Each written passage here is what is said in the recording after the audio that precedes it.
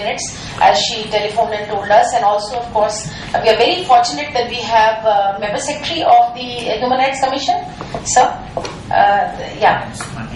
Maniji is here, and so it's really a forum. And also, Ravi, as you've heard about that famous study which has gone into the nitty-gritty of the killings.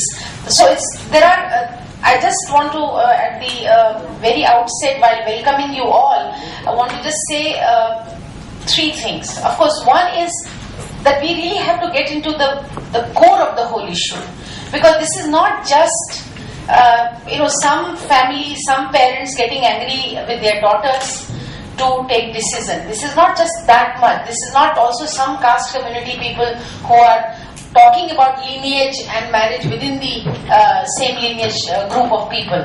Because when you originate from the same, whosoever the forefathers, the same guru, then you are considered to be the same clan, same lineage, and you are supposed to be brothers, sisters. This could be a tradition.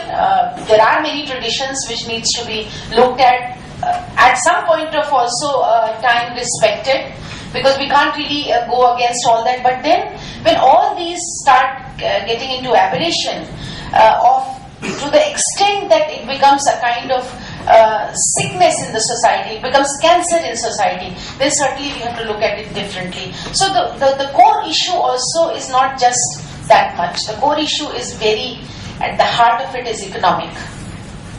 Core issue is also politics of it.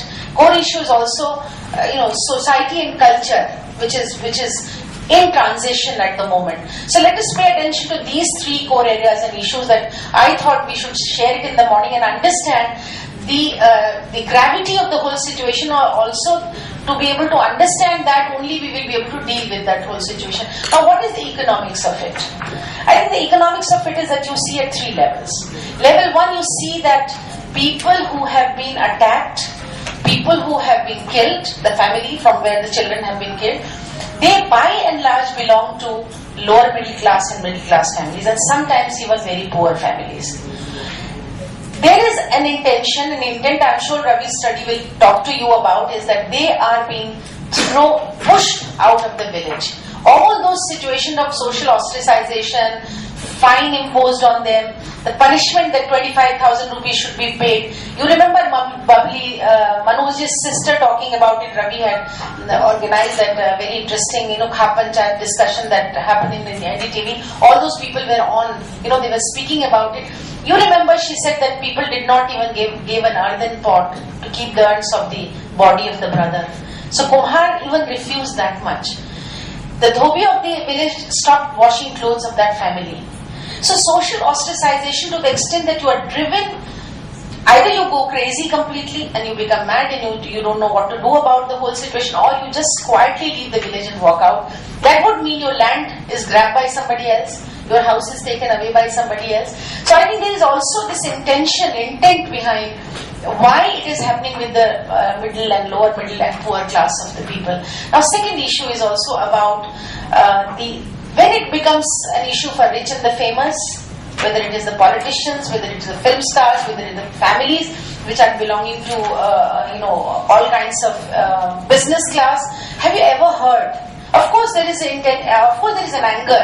There is always rejection of intercaste, interreligious, intercommunity marriage at the first instance. But then slowly things start changing and people start, accepting those situations.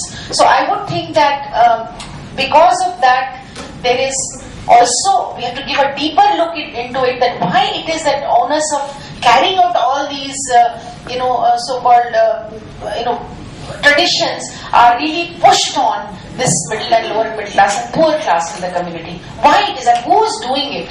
What is the intention of making them accountable and responsible for this issue? So this is the second thing that I think we should keep in mind while we are looking at this whole question. Then let us look at the whole aspect of inheritance rights of the girls. That's also under the economic rights, The moment you see that girls are being given now at least the right to property in inheritance,